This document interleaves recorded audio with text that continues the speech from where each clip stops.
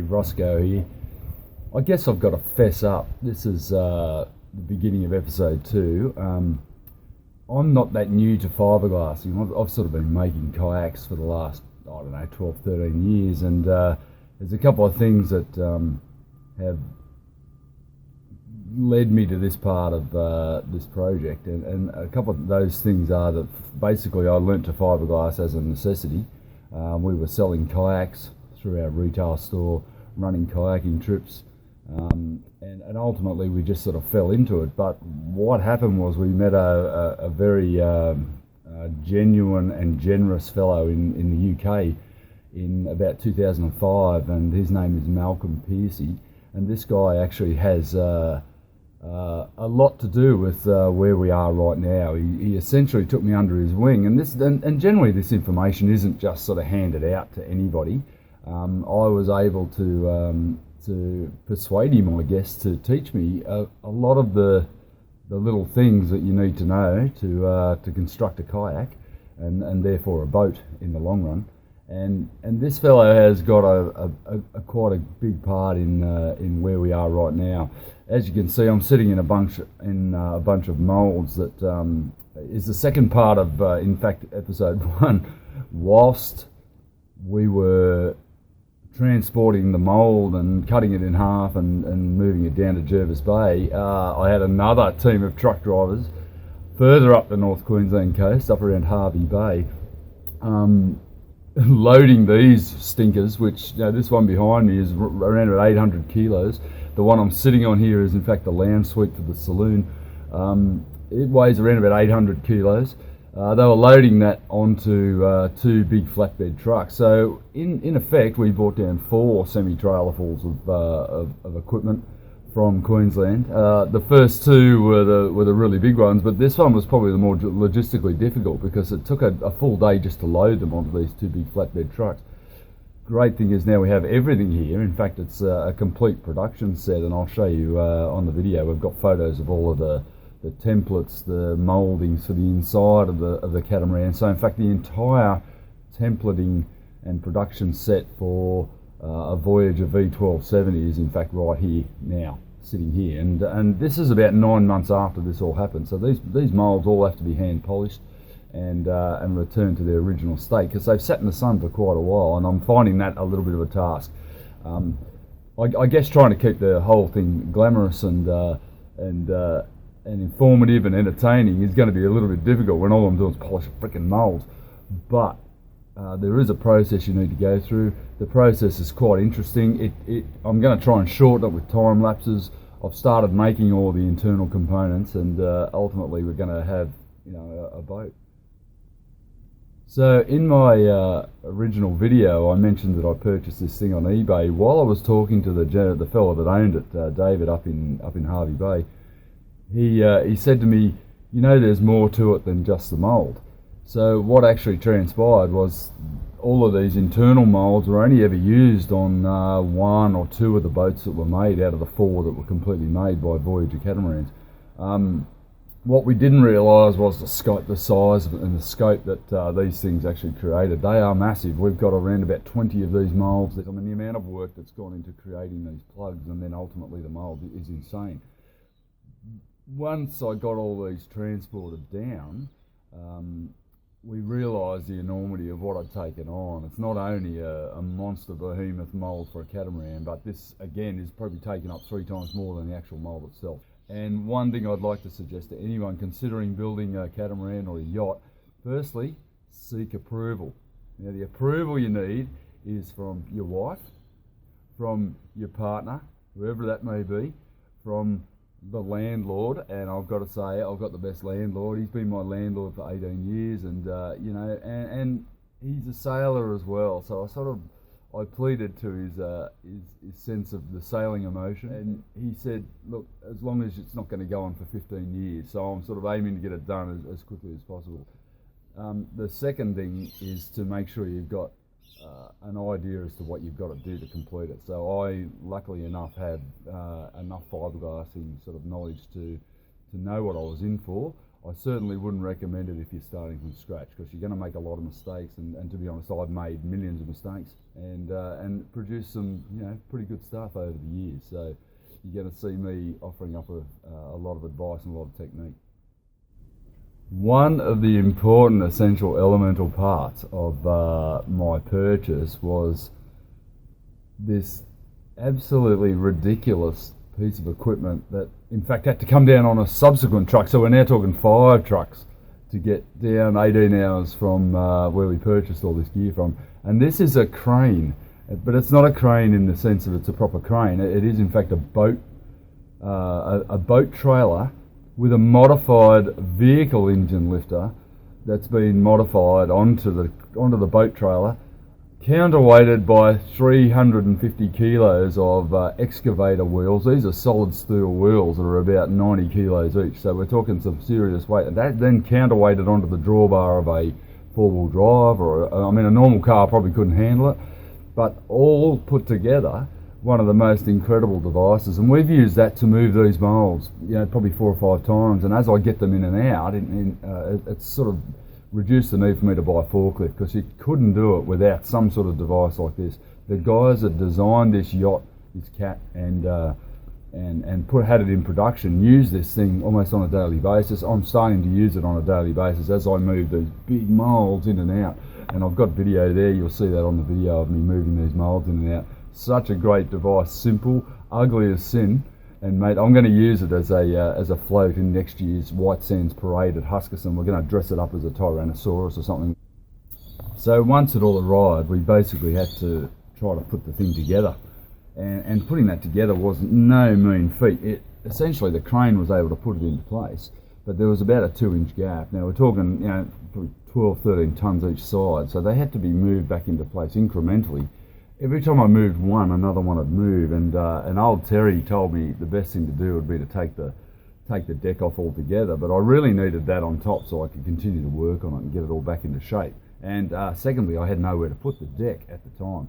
So moving them back and forth with ratchet straps, crowbars, engine jacks, floor jacks, everything I could use without another crane, because a crane's around about $250 an hour, became a bit of a source of frustration. I reckon it took me 35 days of plugging away at it, ultimately to get the deck in line. I ended up with about 1 millimetre of difference, which I thought was pretty reasonable. I can fare that back. And then we started to deal with the rotting plywood. This stuff's like wet wheat bix. So I'm here again, having a bit of a grind sesh. There's no one around, so it's a very good time to do it. But you can see here that I've actually cut pretty much the whole transom of support out of the mould with a grinder. Dug out a hell of a lot of rotten plywood, just yuck. You can see that this is why you don't build a boat out of plywood. Even the mould, the mould itself is plywood, and that's what plywood boats end up like if they're not sealed properly. So one of the more reasons why I've decided to make it out of composite and go with a foam core boat. It's going to cost a bit more, but not in the long run, buddy, not in the long run. So you can see the whole thing starting to take shape. We've got some a lot of bracing replaced already. As you can see here, rotten plywood, so that's all got to go through, and we'll chuck that. Sometimes easier than it looks. You can see I've already cut out about 40 feet of it, but that's got to go. It's got to be replaced with brand new bracing before I can lift this mould off. So this is the piece I was working on the other day, so it's now complete with new plywood all the way across. I've actually bolted it, it's coach bolted all the way across, and the bolts are now encased in fibreglass, so which has then been flow coated, and we've got drain holes all the way through it, so this part should never be a problem again, at least while we own the mould anyway.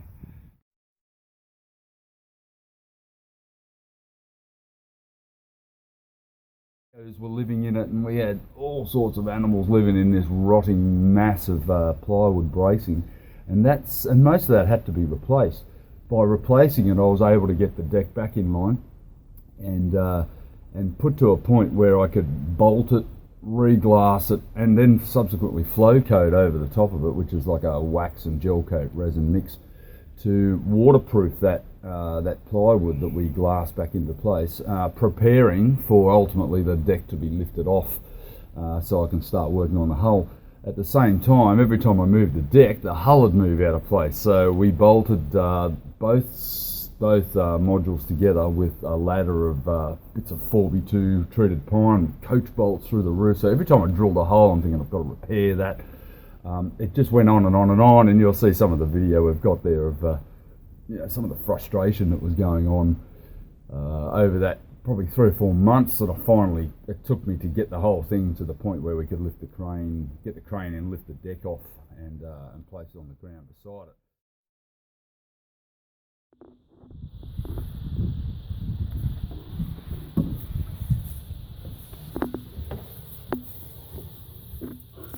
What's happening, Dale? Oh, Ross, if you don't stop taking photographs. Doing a video for our blog. Great, thank you. We're going to get cred for this. We'll be selling YouTube videos to the stars of this bit of footage. Oh yeah, I bet.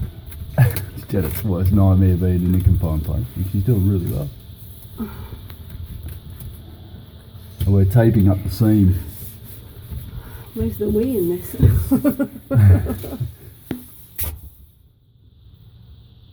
The old Merv wouldn't handle it, would he? No, not a chance in hell. Dad couldn't handle an elevator. They'd be in a 1 foot square box. It'll be a nice lounge suite one day though, honey. Did you get everything out?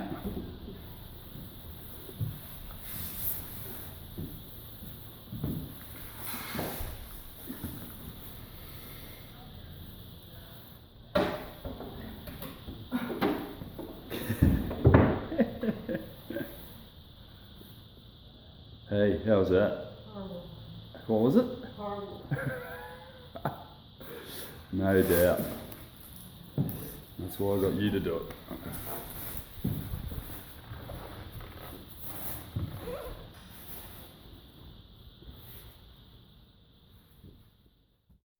We're actually lifting this bastard into place. Got Greg with his high ab here. Very intricate bridle situation going on here. Because what we're trying to do is slide this thing forward into place. So it's taking a little bit of effort. We're just prying it up. Probably need a thinner piece, yeah?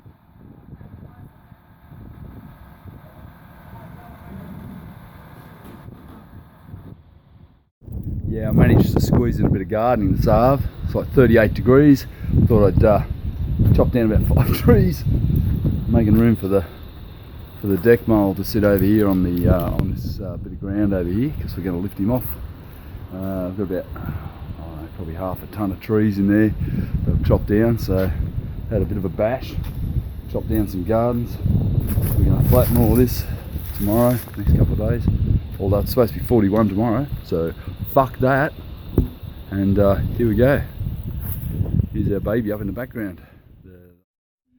Yeah, you got to sort of be a builder, or a bloody welder, or electrician, everything to do this freaking job.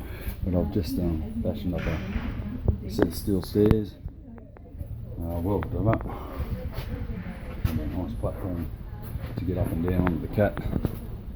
So yeah, all in all, pretty good effort.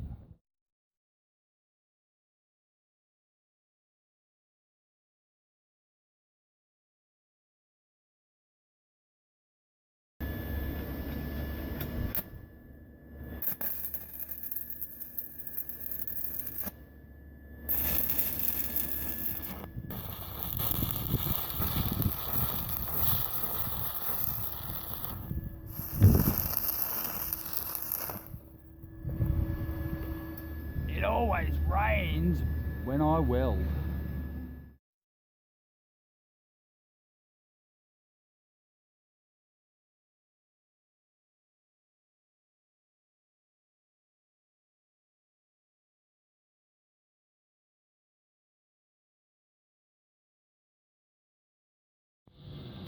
are on the site January 21.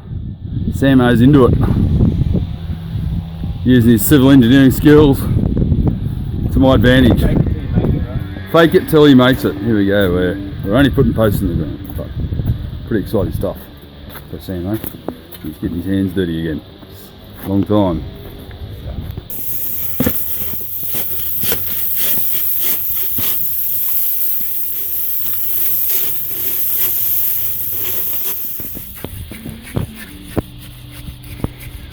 Nice mix, buddy. You can see civil engineer written all over that. A bit wet. It's alright. It's alright, we need to float that post in.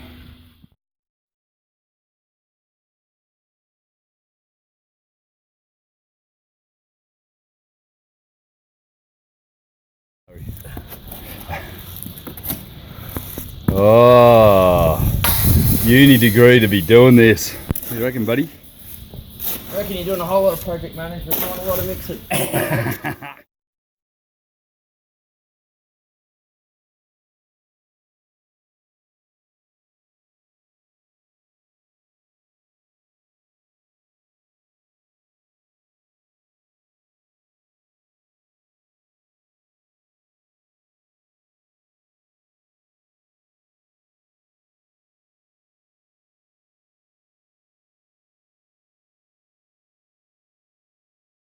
So I've got our poles all levelled up and straight, and now we're ready to put this steel lintel on the top. This will go along the top of these poles. Just got to notch them out with a grinder. So the keys to get good accuracy here, we're going to notch out the top part of this C span and these purlins. So it'll fit directly over the post. So we can put our lintel on and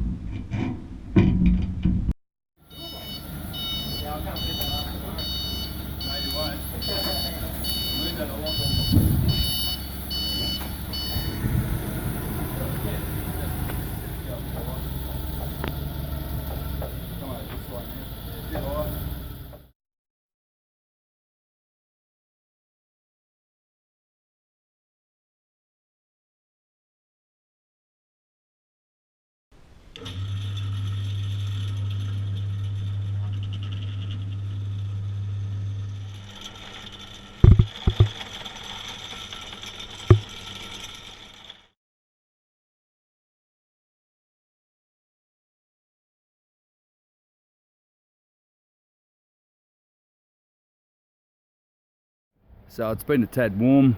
We've had a pretty wet week, but nice thing is we've got all of this cleared, and we're going to basically lift this off tomorrow. So the lid, this part here, all this steel, it's lifted off, craned off, and it's going to be put down into this this block of land we've got cleared here, and yeah, ready to go. So very exciting times.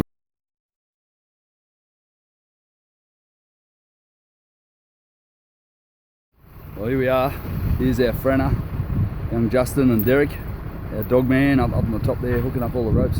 We're hoping it'll lift, and we can drop it down into our site here that we've cleared.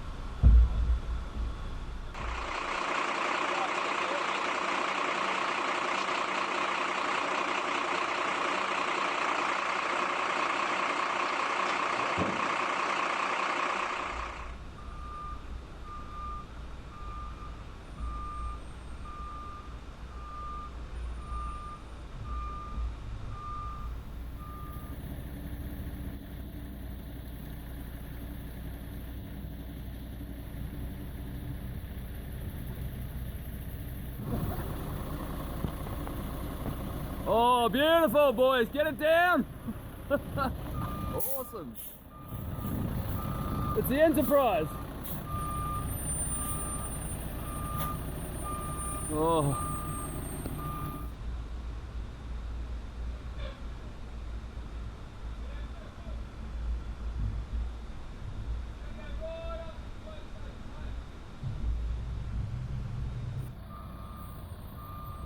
Here we go. He's got it. Just got to get it on the ground. Got to get him on the ground now.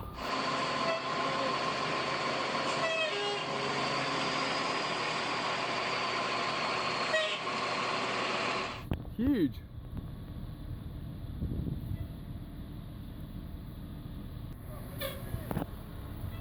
Yeah, it's gonna fit. I'll go get it.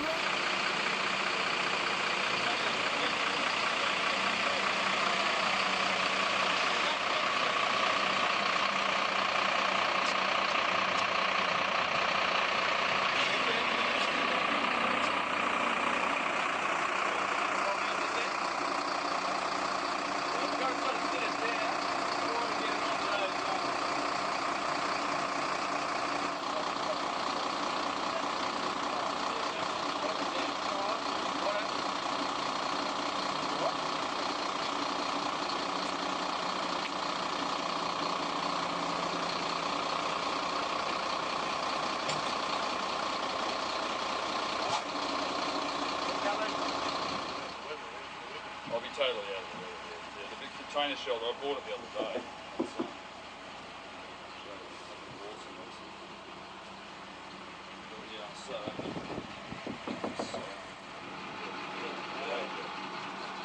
I knew it was only going to take half an hour.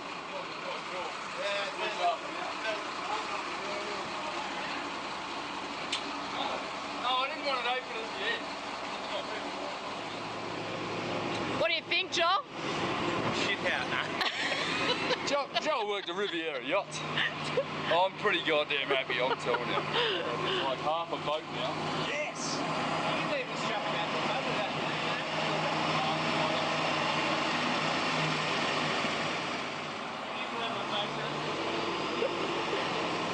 Do you want me to pixelate you?